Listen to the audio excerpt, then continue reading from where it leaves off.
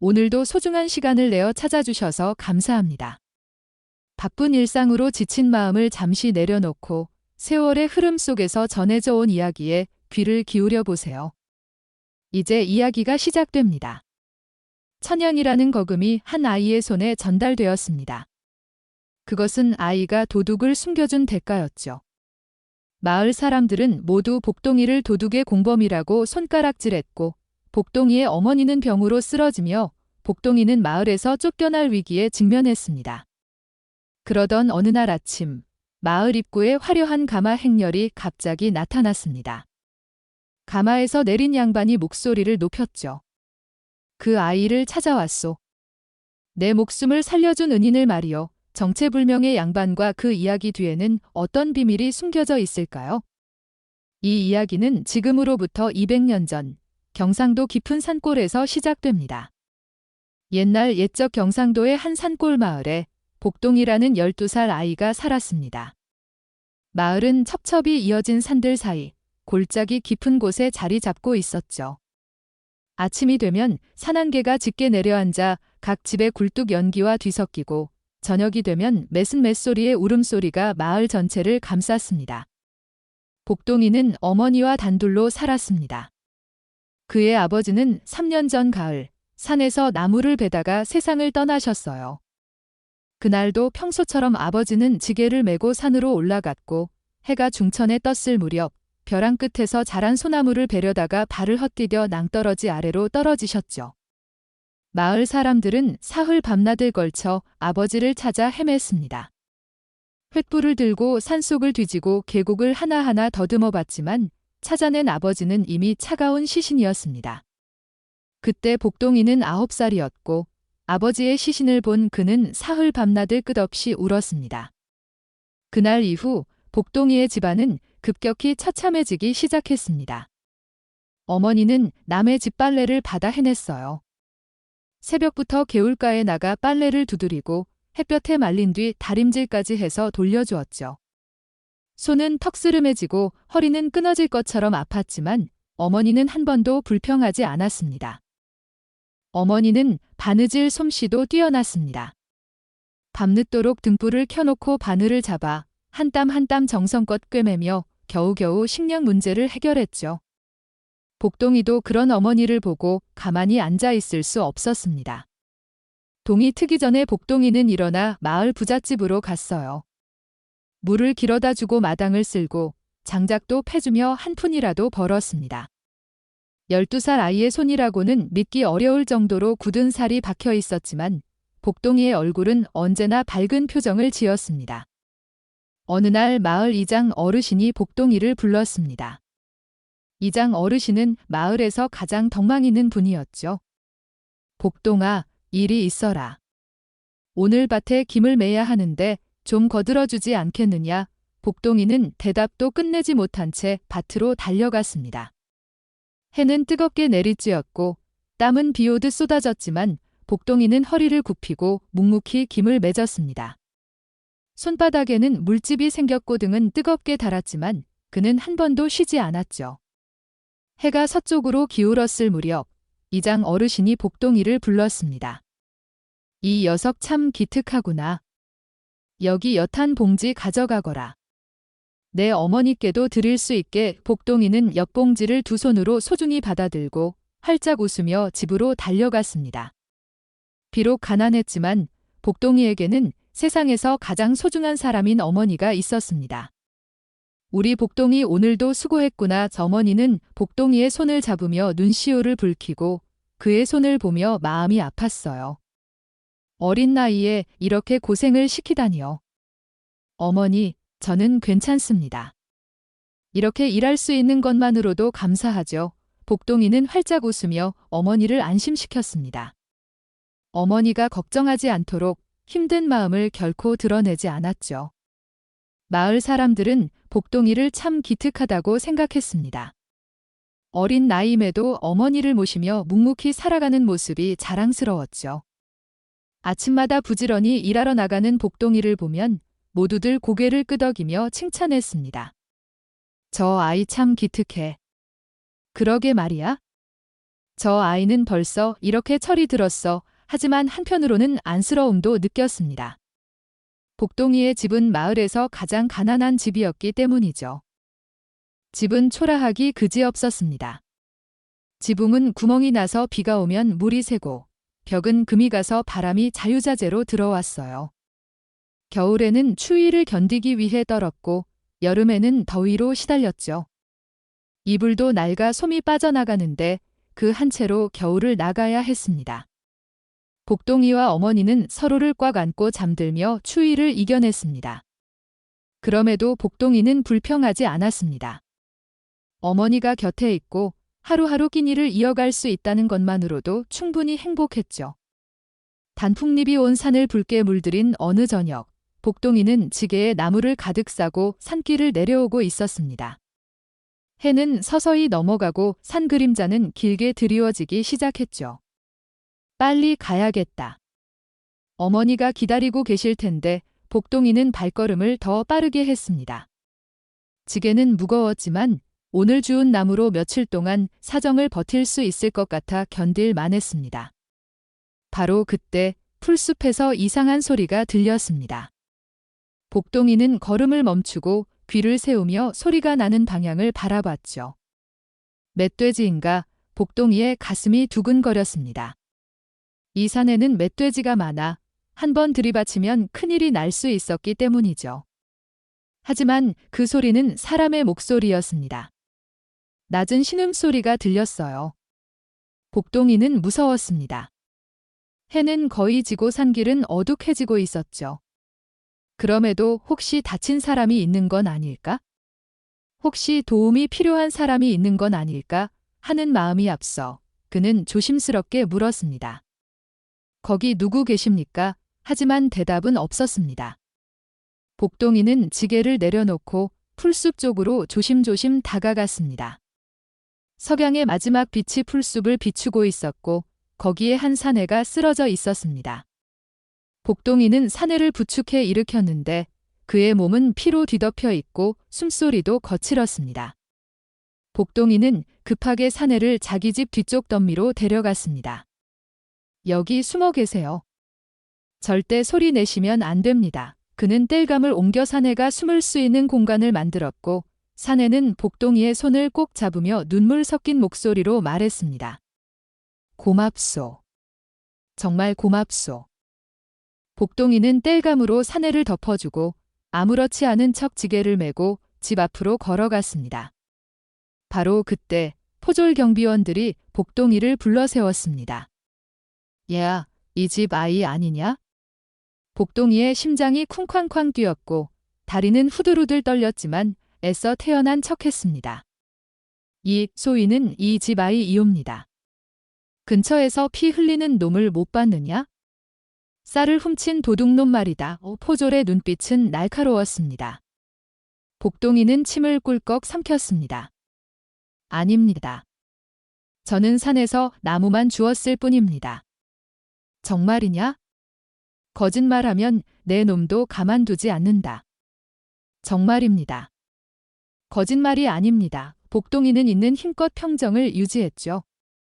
포졸은 복동이를 한참 빤히 쳐다본 뒤 코를 끼고 말했습니다. 이런 거지 같은 집에 도둑이 숨을 리가 있나? 가자의 포졸들은 횃불을 들고 다른 곳으로 갔고 복동이는 그제야 가슴을 쓸어내렸습니다. 온몸에서 땀이 쏟아졌고 무릎에 힘이 빠져 주저앉을 뻔했습니다. 복동아, 왜 그렇게 늦었니? 어머니가 문을 열고 나왔습니다. 어머니, 나무가 잘 안 보여서 조금 늦었습니다. 복동이는 애써 웃으며 대답했죠. 어머니는 그의 얼굴을 살피고 이마를 만져보며 걱정했습니다. 얼굴이 왜 이렇게 뜨겁니까? 어디 아프냐? 아닙니다. 어머니. 그냥 산길을 빨리 걸어와서 그렇습니다. 복동이는 어머니를 안심시키고 방으로 들어갔습니다. 그러나 밤새도록 복동이는 한숨도 잘 수 없었습니다. 박덤미에 숨어있는 사내를 걱정했기 때문이죠. 상처에서 피가 계속 나면 어떡하죠? 혹시 숨이 끊어지는 건 아닐까? 그는 가만히 일어나 부엌으로 갔고 물 한 사발과 헝겊을 챙겨 조심스럽게 밖으로 나갔습니다. 달빛만이 어둑한 마당을 비추고 있었습니다. 따뜻한 덤미로 다가간 복동이는 작은 목소리로 불렀습니다. 저 복동입니다. 괜찮으십니까? 한참 동안 아무 소리가 들리지 않아 복동이의 가슴이 철렁 내려앉았지만 곧 낮은 신음소리가 들렸습니다. 복동이는 얼른 땔감을 치우고 사내에게 다가갔습니다. 물을 가져왔습니다. 드세요. 사내는 떨리는 손으로 물사발을 받아들고 단숨에 마셨어요. 고맙소. 정말 고맙소. 상처를 좀 봐야겠습니다. 피가 많이 났어요. 복동이는 헝겊에 물을 적셔 사내의 어깨를 닦아주었고 달빛 아래 그 상처가 생각보다 깊다는 걸 알았습니다. 칼로 베인 자국이 선명했죠. 이거 큰 일인데요. 의원을 불러야 할 것 같습니다. 안 됩니다. 절대 안 됩니다. 사내가 복동이의 손을 붙잡았습니다. 의원을 부르면 들통날 겁니다. 저는 괜찮습니다. 그냥 며칠만 숨어 있다가 가겠소? 절대 폐를 끼치지 않을 테니. 사내의 눈빛은 간절했고 복동이는 마음이 무겁지만 고개를 끄덕였습니다. 알겠습니다. 제가 할 수 있는 건 다 하겠습니다. 복동이는 그날 밤부터 사내를 몰래 돌보기 시작했습니다. 새벽에 일어나 물을 갖다 주고 저녁에는 밥을 조금씩 남겨 가져다 주었죠. 어머니가 눈치채지 못하도록 무척 조심스러웠습니다. 복동아, 요즘 밥을 왜 이렇게 조금 먹니? 어디 아프냐? 어머니가 걱정스럽게 물었습니다. 아닙니다. 어머니. 입맛이 좀 없어서 그럴 뿐입니다. 복동이는 거짓말하는 게 마음에 걸렸지만 어머니가 놀라지 않도록 어쩔 수 없었죠. 이틀이 지고 사흘이 지자 사내의 상처는 조금씩 나아지는 것 같았고 복동이의 마음도 조금 놓였습니다. 사흘째 되는 밤, 복동이가 밥을 가져가자 사내가 그를 붙잡았습니다. 앉으시오. 사내의 목소리는 기전보다 힘이 섰고 천천히 입을 열었죠. 나는 본래 도둑이 아니여. 나는 충청도 감사대감의 아들이여. 복동이는 눈을 크게 뜨며 물었습니다. 그럼 왜 도둑으로 몰리신 겁니까? 사내의 얼굴에는 억울함이 가득했습니다. 아버지께서 백성들이 흉년으로 굶주린다는 소식을 들었습니다. 그래서 관청 창고에 있는 쌀을 백성들에게 나눠주라고 명하셨지요. 내가 직접 나누어 주면 좋겠다 하셔서 나는 아버지의 명을 받들어 쌀 20가마를 수레에 실어 마을로 가던 중이었소. 사내는 주먹을 꽉 쥐었습니다. 그런데 그 길목에서 악덕 관리들이 나타났습니다. 그들은 대감께서 나눠주려던 쌀을 빼앗아 팔아먹으려 했소. 내가 막아서자 그놈들은 나를 도둑으로 몰아버렸소. 그럴 수가. 복동이는 사내의 얘기를 듣고 분노가 치밀었습니다. 나는 도망치다가 놈들의 칼에 맞았소. 그래서 정신없이 달리다 이 마을까지 온 거요. 사내는 고개를 숙였습니다. 나 같은 놈 때문에 어린 나이에 너에게 위험을 무릅쓰게 해서 정말 미안하오. 아닙니다. 복동이는 고개를 가로질렀습니다. 어른께서 도둑이 아니라는 걸 알았습니다. 처음 어른의 눈을 봤을 때부터 알았어요. 나쁜 짓을 한 사람의 눈은 비겁하고 흐릿하지만 어른의 눈은 간절하고 정직했어요. 사내는 복동이의 손을 꼭 잡았고 눈가에 눈물이 맺혔습니다. 고맙소. 정말 고맙소. 이 은혜를 어떻게 갚아야 할지. 은혜라니요. 저는 당연한 일을 했을 뿐입니다. 복동이는 활짝 웃었고 사내는 그를 한참 동안 바라본 뒤 품속에서 무언가를 꺼냈습니다. 그것은 작은 은비녀였습니다. 이것밖에 없지만 받아주시오. 훗날 내가 누명을 벗고 찾아오겠소. 그때까지 이것을 잘 간직해 주시오. 저는 아무것도 받을 수 없습니다. 복동이는 손사래를 쳤지만 사내는 이를 강조했습니다. 이건 약속의 증표요. 내가 반드시 돌아와서 은혜를 갚겠다는 약속이요. 마지막으로 사내는 은비녀를 복동이의 손에 쥐어주었습니다. 사흘째 밤이 깊어지자 사내가 말했습니다. 이제 떠나야겠소? 더 이상 여기 있으면 오히려 해가 될 것 같소? 상처가 다 낫지 않았는데요. 괜찮소. 이제 많이 나았어요. 사내는 복동이의 머리를 쓰다듬었고 복동이는 눈물을 참으며 말했습니다. 조심히 가십시오. 사내는 어둠 속으로 점차 사라졌고 복동이는 그 자리에 한참 동안 서서 손에 쥔 은비녀를 바라보았습니다. 정말 다시 오실까? 달빛에 반짝이는 은비녀가 격외 고급해 보였습니다. 다음 날 아침 복동이는 평소처럼 일어나 풍파리를 나갔습니다. 마을 김진사댁에 가서 장작을 패고 이장 어르신에게 가서 마당을 쓸었죠. 언제나처럼 부지런한 하루였지만 그는 그날 밤 사내가 떠난 모습을 마을 사람 한 명이 보았다는 사실을 전혀 몰랐습니다. 김진사택의 머리돌쇠는 새벽에 볼일을 보러 나왔을 때 복동이의 집 근처에서 수상한 사람이 달아나는 걸 목격했습니다. 그럼 다음 날 그는 이 사실을 마을 사람들에게 떠벌렸죠. 내가 똑똑히 봤다니까. 복동이의 집 뒤에서 수상한 놈이 나오더라고. 정말이냐? 물론이지. 그 놈이 급하게 달아나는 걸 봤어. 소문은 삽시간에 마을 전체로 퍼져나갔습니다. 사람들은 모여서 속삭이기 시작했습니다. 복동이의 집에서 도둑이 나왔다면서? 어머, 정말 그럼 복동이가 도둑을 숨겨준 거 아니야? 그러게 말이야. 어린애가 무슨 짓을 한 거야? 소문은 점점 더 거대해졌고 어떤 사람은 복동이가 도둑과 한패라고 말했고 또 어떤 사람은 복동이의 집에 훔친 쌀이 숨겨져 있다고 주장했습니다. 하지만 복동이는 이 모든 소문을 모른 채 여느 때처럼 풍파리를 하러 다녔습니다. 그러나 어딘가 분명히 이상했습니다. 마을 사람들이 복동이를 바라보는 눈빛이 예전과 전혀 달라졌기 때문이죠. 넷째 되는 날 아침, 복동이가 이장 어르신에게 풍파리를 하러 갔을 때 그 차이가 더욱 뚜렷했습니다. 복동아, 이장 어르신의 목소리는 평소의 따뜻함이 사라지고 차갑고 딱딱한 톤이었습니다. 네, 어르신. 내 집에 며칠 전 수상한 놈이 있었다던데 사실이냐? 복동이는 갑자기 깜짝 놀랐습니다. 어떻게 이 일이 알려졌을까요? 그건 말이 막혔을 때 이장 어르신의 목소리가 한층 높아졌습니다. 사실이냐고 묻는다. 포졸들이 찾던 도둑을 너가 숨겨줬다는 게 사실이냐? 복동이는 입술을 깨물었습니다. 거짓말로 감출 수 없었죠. 예, 맞습니다. 이 어린 녀석이 이장 어르신은 화를 냈습니다. 도둑을 숨겨주다니 너가 무슨 짓을 한 건지 알고 있느냐? 하지만 어르신, 그분은 도둑이 아니었습니다. 억울하게 누명을 쓰신 분이에요. 악한 관리들이 쌀을 빼앗으려다가. 더 이상 변명하지 마라. 이장 어르신은 복동이의 말을 단번에 끊었습니다. 너가 한 짓은 마을 전체를 위험에 빠뜨린 거다. 당장 집으로 돌아가거라. 오늘부터 너한테는 일을 줄 수 없다. 복동이는 고개를 떨구며 집으로 돌아왔습니다. 가슴이 답답했어요. 그는 스스로 잘못한 건 하나도 없다고 생각했기 때문입니다.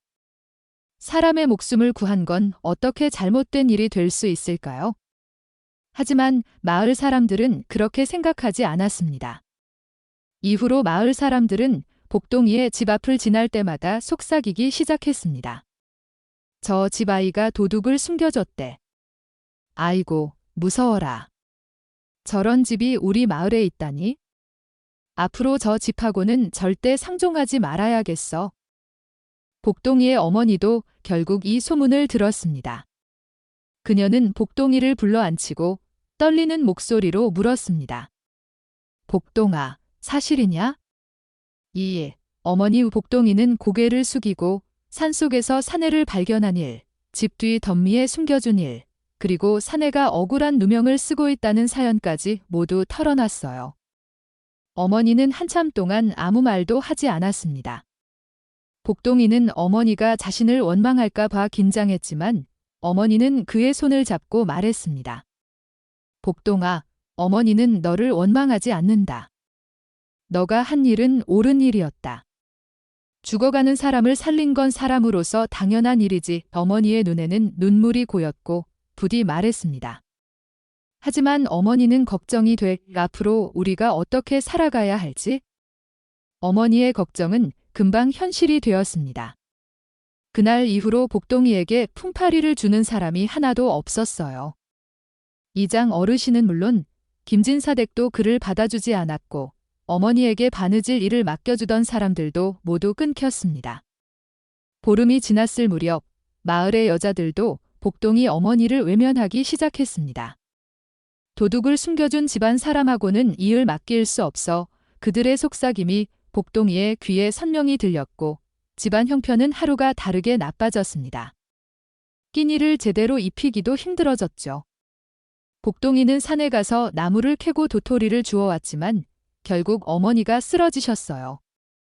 어머니, 복동이는 깜짝 놀라 어머니를 부축했고 그의 얼굴이 창백한 걸 보고 겁이 났습니다. 괜찮다, 복동아. 그냥 좀 어지러울 뿐이야. 아닙니다. 어머니. 의원을 불러야겠어요. 안 된다. 어머니는 복동이를 말렸습니다. 우리한테 의원을 부를 돈이 어디 있니? 하지만 복동이는 포기하지 않았습니다. 그는 마을 의원을 찾아갔지만 의원은 고개를 가로지었습니다. 미안하지만 진찰비를 먼저 내야 한다. 제가 나중에 갚겠습니다. 제발 어머니 좀 봐주세요. 복동이는 무릎을 꿇었지만 의원은 냉정했습니다. 안 된다. 너는 도둑을 숨겨준 아이잖아. 내가 장사를 해야 하는데 돈을 받지 못할 사람을 어떻게 진찰하겠니? 복동이는 허탈하게 집으로 돌아왔습니다.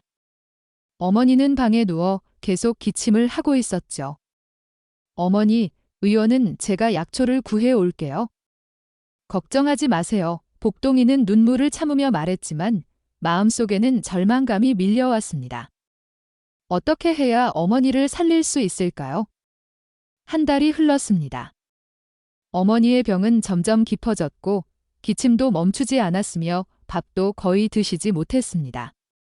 복동이는 산에서 다양한 약초를 캐왔지만 별 효과가 없었어요. 어머니, 이거라도 드세요. 그는 죽을 끓여 어머니께 드렸지만 어머니는 몇 숟가락만 드시고 고개를 돌리셨어요. 복동아, 미안하구나. 너는 옳은 일을 했는데 어머니 때문에 고생만 시키는구나. 어머니의 눈에서 눈물이 흘러내렸습니다. 아닙니다. 어머니. 제가 어머니를 꼭 낫게 해드릴게요. 복동이는 어머니의 손을 꼭 잡았지만 약값을 마련할 길이 전혀 보이지 않았습니다. 다음 날 아침, 복동이는 다시 마을로 나갔습니다. 이장 어르신 댁, 김진사 댁, 마을의 부자 댁을 돌아다니며 일거리를 구했죠. 제발 일을 주십시오. 어머니가 병드셨습니다. 그는 무릎을 꿇고 애원했지만 모두가 그를 외면했습니다. 저리 가거라. 도둑의 공범을 누가 쓰겠느냐? 너가 저지른 일을 생각해봐. 우리 마을에 먹칠을 끼쳤잖니. 사람들의 차가운 말이 복동이의 가슴에 비수처럼 꽂혔고 그는 마을 어귀에 주저앉아 울었습니다. 어떻게 해야 할까요? 정말 어머니를 이대로 보낼 수는 없는데 그때 누군가 그를 불렀습니다. 너 복동이지? 복동이가 고개를 들자 김진사가 서 있었습니다. 이, 김진사 나이. 내 놈이 도둑을 숨겨준 거 맞지? 하지만 김진사는 복동이의 뺨을 세게 때렸습니다. 복동이는 땅바닥에 고꾸라졌지만 김진사는 그를 발로 차며 말했습니다. 내 놈 때문에 우리 마을이 온 고을에서 손가락질을 받는다. 도둑을 숨겨준 마을이라고. 복동이는 아픔을 참으며 일어나려 했지만 김진사는 계속 때렸어요. 그분은 도둑이 아니었습니다. 억울하게 누명을 쓰신 분입니다. 악한 관리들이 백성들에게 줄 쌀을 빼앗으려고 그분을 도둑으로 몰았어요. 닥쳐라. 내가 뭘 안다고 너 때문에 짓거리느냐. 김진사는 복동이의 머리채를 잡아당겼습니다. 다시는 이 마을에서 얼씬거리지 마라. 알겠느냐. 그는 복동이를 내동댕이 쳤고 복동이는 결국 흙바닥에 쓰러졌습니다. 마을 사람들은 모두 지켜보고 있었지만 아무도 말리지 않았습니다. 오히려 몇몇 사람은 고개를 끄덕이기도 했죠. 복동이는 온몸이 아팠지만 마음의 아픔이 훨씬 컸습니다. 사람을 살린 게 잘못인가요? 옳은 일을 한 게 죄인가요? 그는 비틀거리며 집으로 돌아갔고 어머니는 그의 얼굴을 보고 깜짝 놀라셨어요. 복동아, 너의 얼굴은 왜 이렇게 됐니? 괜찮습니다. 어머니. 그냥 넘어졌을 뿐입니다. 복동이는 거짓말했습니다. 어머니가 걱정하실까 봐요. 그날 밤, 복동이는 산으로 갔습니다. 산신령께 빌고 싶었죠. 산신령님, 제가 잘못했습니까? 저는 사람을 살렸을 뿐입니다. 죽어가는 사람을 그냥 지나칠 수가 없었어요. 그게 잘못입니까? 밤하늘에는 별만 반짝이고 있었지만 어떤 대답도 없었습니다. 제발 어머니만은 살려주세요. 제가 어떻게 되든 상관없습니다. 어머니만 살려주세요. 그는 땅바닥에 엎드려 끝없이 빌었습니다. 다음 날 아침, 복동이는 결심했습니다. 더 이상 방법이 없다면 자신을 팔아서라도 어머니를 살려야 한다는 결심이었죠. 그는 김진사 댁으로 향했습니다. 김진사는 늘 집안의 머리가 부족하다고 말했기 때문에 자신을 머리로 파는다면 어느 정도 돈을 받을 수 있을 거라고 생각했습니다. 그 돈으로 어머니의 약값을 낼 수 있을 겁니다. 김진사의 소인을 머리로 부려주십시오. 대신 어머니 약값만 주십시오. 소인은 평생 나이를 섬기겠습니다. 복동이는 김진사댁 대문 앞에 무릎을 꿇었고 목소리는 떨렸지만 눈빛은 단호했습니다. 어머니를 위해서라면 무엇이든 할 각오였죠. 김진사가 문을 열고 나왔습니다. 그는 복동이를 내려다보며 비웃었어요. 내 놈을 누가 쓰겠느냐? 썩 꺼져라. 제발 부탁드립니다. 어머니가 죽어갑니다. 복동이는 땅에 이마를 박으며 빌었지만 김진사는 그를 발로 차버렸습니다. 귀찮게 하지 마라. 다시 오면 관에 넘기겠다. 대문이 쾅 닫히고 복동이는 그 자리에 주저앉았습니다. 마지막 희망마저 사라진 것 같았죠. 그는 힘없이 집으로 돌아가는 길이었습니다. 온몸에 힘이 빠졌고 이제 정말 방법이 없는 걸까요? 라고 속으로 되묻습니다. 바로 그때 마을 사람 한 명이 손가락으로 마을 입구를 가리키며 외쳤습니다. 저기 봐라. 저게 뭐냐? 복동이도 고개를 들었습니다. 마을 입구에 화려한 가마 행렬이 나타나고 있었어요. 가마를 맨 사람만 8명이었고 비단으로 꾸민 가마가 햇빛에 반짝이며 천천히 다가왔죠. 마을 사람들은 모두 나와 구경했고 저게 누구 행차냐? 관청에서 온 건가 하며 수근거렸습니다. 가마는 마을 한가운데 멈추고 가마문이 열렸습니다. 비단 옷을 입은 양반이 내려왔고 복동이는 그 얼굴을 보는 순간 얼어붙었습니다. 바로 그 전에 자신이 숨겨졌던 사내였어요. 하지만 지난번과는 너무 달랐습니다. 깨끗한 옷차림과 당당한 자세, 주변 사람들이 모두 고개를 숙이는 모습을 보니 분명 높은 신분인 것 같았죠. 소인은 충청도 감사의 아들 정한성이라고 하오 정한성이 마을 사람들에게 말했고 마을 사람들은 깜짝 놀라 허리를 굽혔습니다. 감사나리의 아드님이시라니 어인일로 이런 곳까지 오셨습니까? 이장 어르신이 황급히 다가가 물었습니다. 이 마을에 제 은인이 계시오. 그분을 찾아왔소. 정한성은 주변을 둘러보았고 곧 복동이와 눈이 마주쳤습니다. 저기 계시는구나. 그는 복동이에게 다가갔고 복동이는 어찌할 바를 몰라 그 자리에 얼어붙었습니다. 정한성은 복동이 앞에서 멈춰섰고 깊이 허리를 숙였습니다. 은인, 다시 만나게 되어 기쁩니다. 마을 사람들은 웅성거렸습니다. 저 아이가 은인이라고? 도대체 무슨 일이지? 정한성은 고개를 들고 마을 사람들에게 명확히 말했습니다. 나는 한 달 전 억울하게 도둑으로 몰려 목숨이 경각에 달렸었소. 탐욕스러운 관리들이 아버지인 감사대감께서 백성들에게 나눠주려던 구율미를 빼앗으려 했고 나를 방해해서 도둑으로 몰아죽이려 했지요. 마을 사람들은 숨죽이며 그의 말을 들었습니다. 나는 간신히 도망쳤지만 칼에 맞아 피를 흘리며 쓰러졌소. 바로 이 마을 근처에서 말이요. 그때 이 아이가 나를 발견했고 정한성은 복동이를 바라보며 눈가에 눈물을 맺었습니다. 이 아이는 포졸들이 나를 찾아다니는 와중에도 자신의 집에 나를 숨겨주었고 밤낮으로 상처를 돌봐주고 밥을 먹여주었지요. 이 아이가 아니었다면 나는 진작에 죽었을 것이요. 마을 사람들의 얼굴은 하얗게 질렸습니다. 특히 김진사는 입술이 바들바들 떨렸죠. 나는 아버지께 모든 사실을 알렸고 아버지께서는 즉시 그 악덕 관리들을 잡아들이셨어요.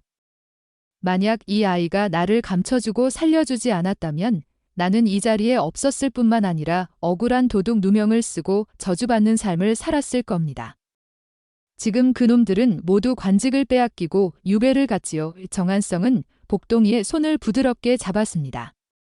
이 아이는 단순히 목숨의 은인일 뿐 아니라 의로운 마음을 가진 참된 사람이에요.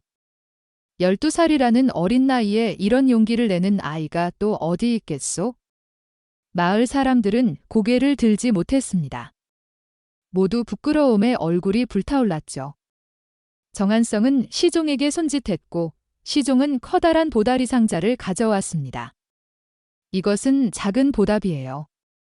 안에는 천냥이 들어 있습니다. 천천냥이요. 마을 사람들은 놀라 소리쳤습니다. 천냥은 당시에 큰 기와집을 짓고도 여유롭게 살 수 있을 정도의 거금이었기 때문이죠. 받을 수 없습니다. 복동이는 고개를 저었습니다. 저는 당연한 일을 했을 뿐입니다. 죽어가는 사람을 살리는 건 사람으로서 마땅히 해야 할 일이에요. 정한성은 미소를 지으며 말했습니다. 그래서 더욱 귀한 아이인 거예요. 대가를 바라지 않고 선한 일을 한 거니까요. 그는 복동이의 손에 보다리를 쥐어주었습니다.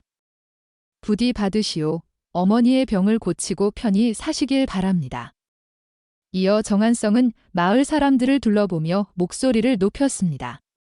앞으로 이 아이를 함부로 대하거나 괴롭히는 자가 있다면 나는 결코 용서하지 않을 것이요. 그의 목소리에는 위엄이 서려 있었고 마을 사람들은 모두 고개를 숙였습니다.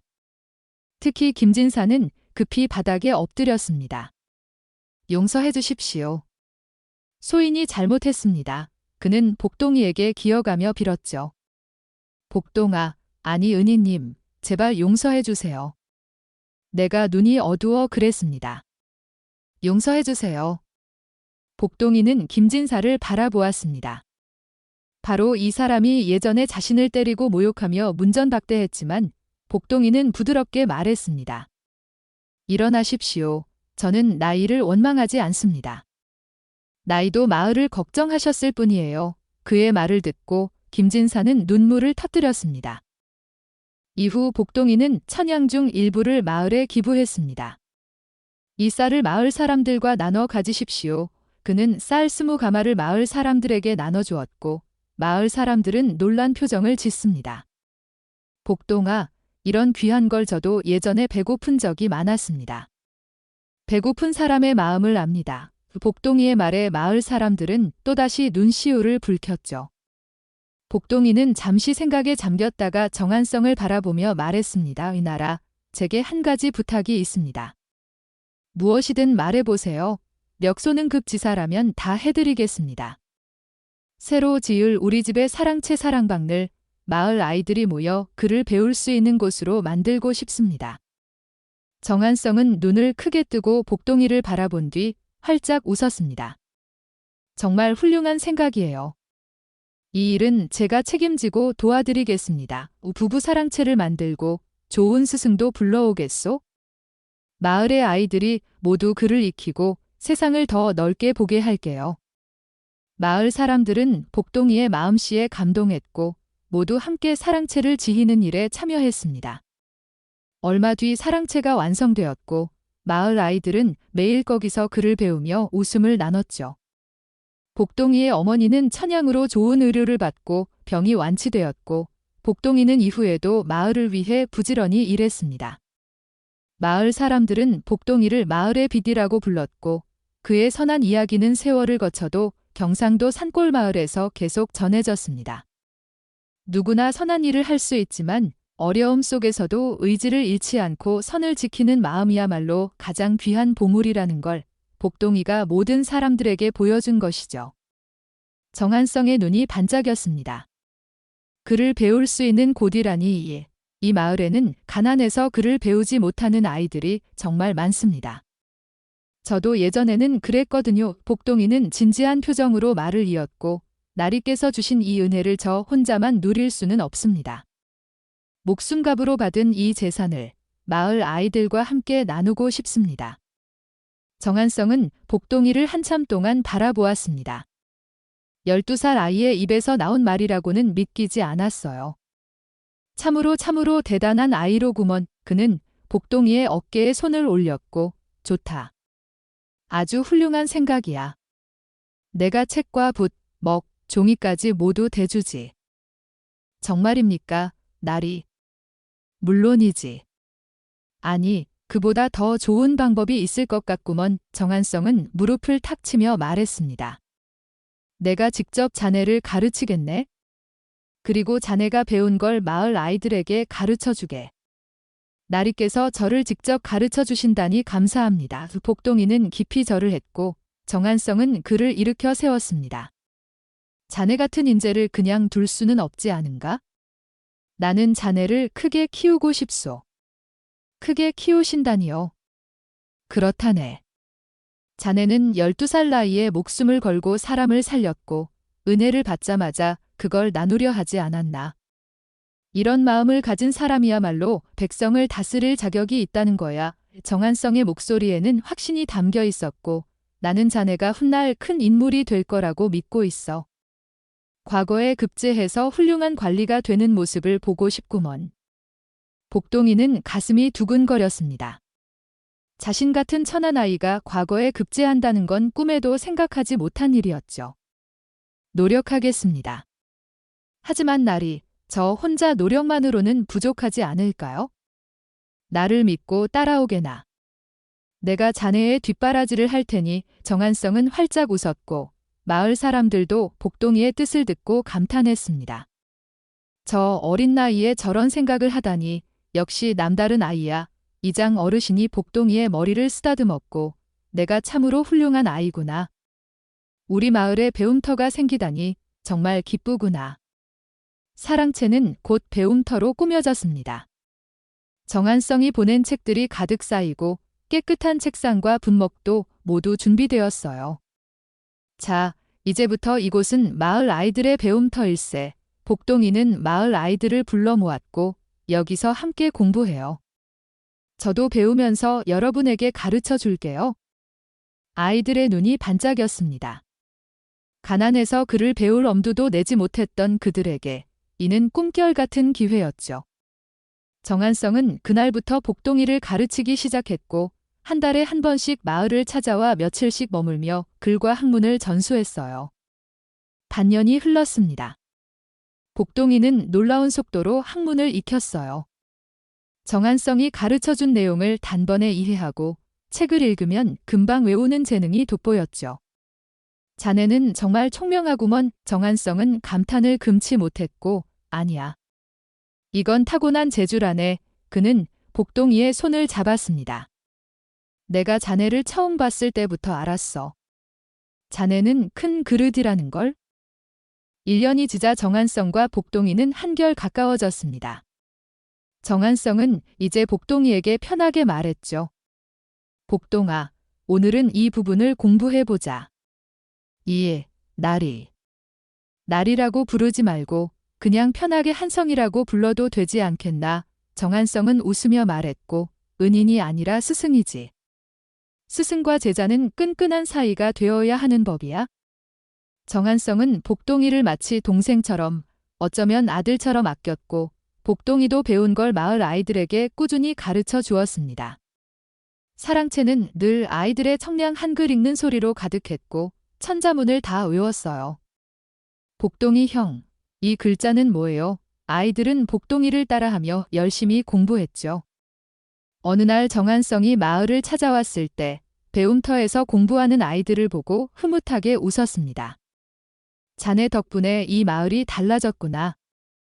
날이 덕분입니다. 아니다. 이건 자네의 마음이 만든 변화야. 정한성은 복동이의 어깨를 두드렸고 큰 인물이 큰 인물을 알아보는 법이거든. 나는 처음 자네를 봤을 때부터 자네가 보통 아이가 아니라는 걸 알았어. 언젠가 이 나라를 이끌어갈 인재가 될 거야. 그의 눈빛은 진지했습니다. 시간이 흘러 복동이는 14살이 되었습니다. 키도 훌쩍 자랐고 학문도 깊어졌죠. 그날 정한성이 찾아와 말했습니다. 복동아, 이제 과거를 준비할 때가 되었구먼. 과거를요? 그렇지. 자네 실력이면 충분히 급제할 수 있을 거야. 정한성은 복동이의 손을 잡았고 내가 끝까지 자네를 돕겠다. 한양에 올라가서 공부할 수 있도록 모든 걸 준비해 줄 테니. 복동이는 눈시울이 뜨거워졌습니다. 나리, 어떻게 이런 은혜를 은혜가 아니야? 나는 자네가 훌륭한 사람이 되는 걸 보고 싶을 뿐이지. 정한성은 활짝 웃었고 자네는 나의 자랑이라네. 내가 목숨을 구한 사람이 이렇게 훌륭하게 자라주니 이보다 더 기쁜 일이 어디 있겠나? 복동이는 깊이 절을 했습니다. 은혜를 평생 잊지 않겠습니다. 절은 그만하고 일어나거라. 이제 우리는 스승과 제자가 아닌가. 정한성은 그를 일으켰고 정한성이 떠나는 날 마을 사람들은 모두 나와 배웅했습니다. 나리, 조심히 가십시오. 다음 달에 다시 오시겠죠? 그때까지 열심히 공부하겠습니다. 가마가 떠나간 뒤에도 복동이는 한참 그 자리에 서 있었고 어머니가 그의 어깨에 손을 올렸습니다. 복동아, 정한성 난리는 참으로 훌륭한 분이시구나. 예, 어머니. 저는 그분에게 큰 빚을 졌습니다. 그분도 내 덕분에 목숨을 구했잖니? 서로가 서로에게 은인인 거란다. 어머니는 웃었고 앞으로도 내 마음을 잃지 말 거라. 그게 가장 큰 재산이란다. 복동이는 고개를 끄덕고 마음속으로 정한성의 기대를 저버리지 않고 훌륭한 사람이 되겠다는 다짐을 했습니다. 복동이는 16살이 되던 해봄 한양으로 올라갔습니다. 정한성이 마련해준 한양의 서당에서 본격적으로 과거 공부를 시작했죠. 복동아, 여기서 마음껏 공부하거라. 책은 얼마든지 있으니 걱정하지 말고. 정한성은 복동이가 묵을 방까지 직접 챙겨주었고 자네는 공부에만 집중하면 돼. 나머지는 내가 알아서 할 테니. 한양 생활은 복동이에게 완전히 새로운 세상이었습니다. 온 나라의 수재들이 모여 공부하는 곳이었기 때문이죠. 복동이는 밤낮으로 책을 읽었고 사서삼경사과, 서적, 삼국지를 달달 외우며 시문을 지으면서 실력을 쌓아갔습니다.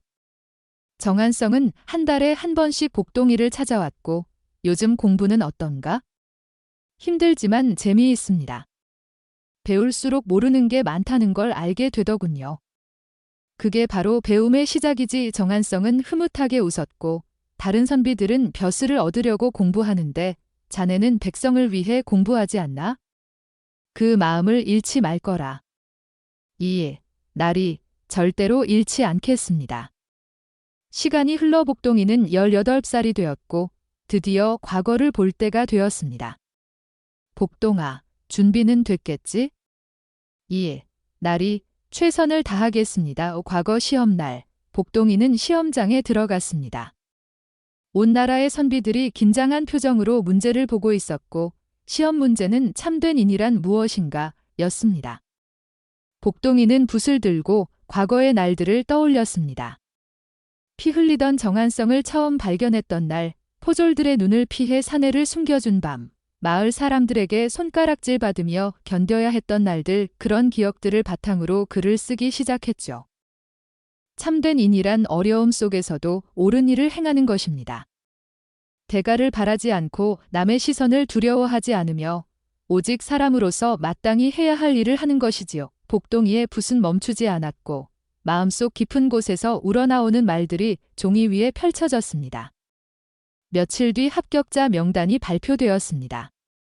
복동, 장원급제다. 정한성이 달려와 소리쳤고 복동이는 믿을 수가 없었습니다. 정말입니까, 나리? 그럼 저는 장원급제를 했어요. 정한성은 복동이를 꼭 껴안았습니다. 내가 뭐라고 했나?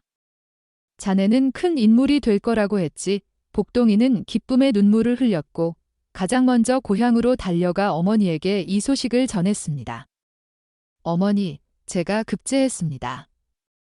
정말이냐? 복동아, 어머니는 눈물을 흘리며 복동이를 안았고 내가 정말 자랑스럽구나. 마을 사람들도 모두 모여 복동이를 축하했습니다. 복동이가 장원급제를 했다니 우리 마을의 영광이야. 그러게 말이야. 어릴 적부터 남달랐지. 마을에서는 잔치가 벌어졌고 사람들은 밤새 노래하고 춤췄죠. 복동이는 배움터로 갔고 그곳에는 자신이 가르쳤던 아이들이 모두 모여 있었습니다. 복동이 형님 덕분에 저희도 글을 배울 수 있었어요. 아이들은 복동이를 둘러싸고 기뻐했고 복동이는 그들의 머리를 부드럽게 쓰다듬었습니다. 이후 복동이는 관리가 되어 백성들을 위해 일했습니다. 처음 부임한 곳은 전라도의 작은 고을이었고 부임하자마자 백성들의 어려움을 살폈죠. 이 고을에 굶주이는 사람이 있습니까? 이에 날이 흉년이 들어 끼니를 잊지 못하는 백성들이 많습니다. 복동이는 즉시 관청 창고를 열어 쌀을 나눠주었습니다. 백성이 굶주이는데 창고에 쌀을 쌓아둘 수는 없소.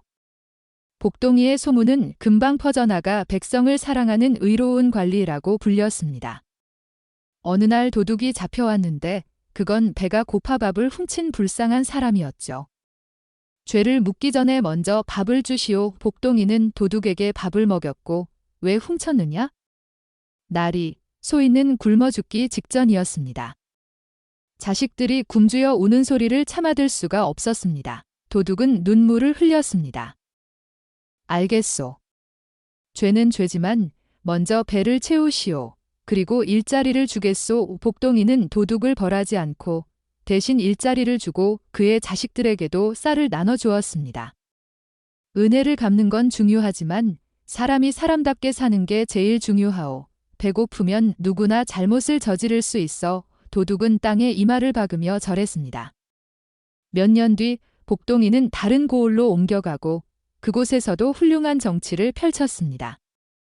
정한성은 여전히 복동이를 찾아왔고 이제 둘은 스승과 제자를 넘어 진정한 벗이 되었죠.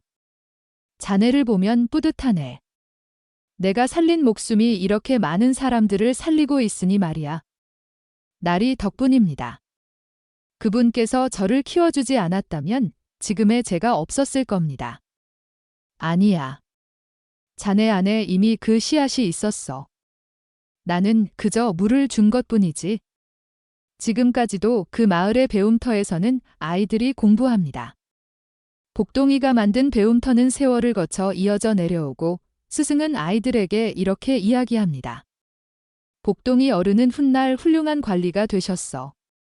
평생 백성들을 사랑하셨단다. 아이들은 눈을 반짝이며 그 이야기를 듣죠. 복동이의 이야기는 이렇게 대대손으로 전해집니다. 참된 선행은 반드시 복으로 돌아온다는 것, 어려운 순간에도 옳은 일을 하는 용기가 얼마나 귀한다는 것, 이 모든 걸 복동이의 이야기가 가르쳐주죠. 여러분도 기억하십시오. 대가를 바라지 않는 순수한 마음, 그것이야말로 세상에서 가장 큰 재산입니다. 복동이는 12살이라는 어린 나이에 그 마음을 보여주었고 평생 동안 그 마음을 변하지 않고 지켰습니다. 그는 가난함을 겪고 마을 사람들의 오해와 외면을 받았지만 결코 옳은 길을 떠나지 않았죠. 그의 선한 행동은 처음에는 아무런 보상도 없었지만 결국 정한성을 만나고 어머니를 구하고 마을 아이들에게 배움의 기회를 주며 마침내 백성을 위해 일하는 훌륭한 관리가 되었습니다. 선한 일은 언젠가 반드시 좋은 결과를 가져옵니다.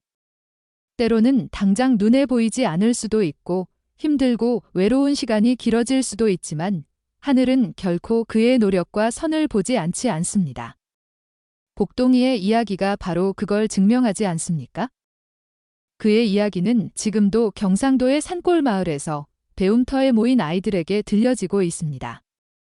아이들은 복동이의 이야기를 듣고 저처럼 좋은 사람이 되고 싶어요 라고 속삭이며 그를 배우는 손을 더욱 열심히 움직이죠. 복동이가 남긴 건 단순한 배움터가 아니라 선을 행하면 복이 돌아온다는 믿음을 전하는 불시였습니다. 이 불씨는 세월이 흘러도 꺼지지 않고 많은 사람들에게 용기를 주며 세상을 조금씩 더 나은 곳으로 만들어가고 있습니다. 복동이의 이름은 잊혀질 수 있지만 그가 보여준 선한 마음과 옳은 선택의 의미는 영원히 기억될 것입니다.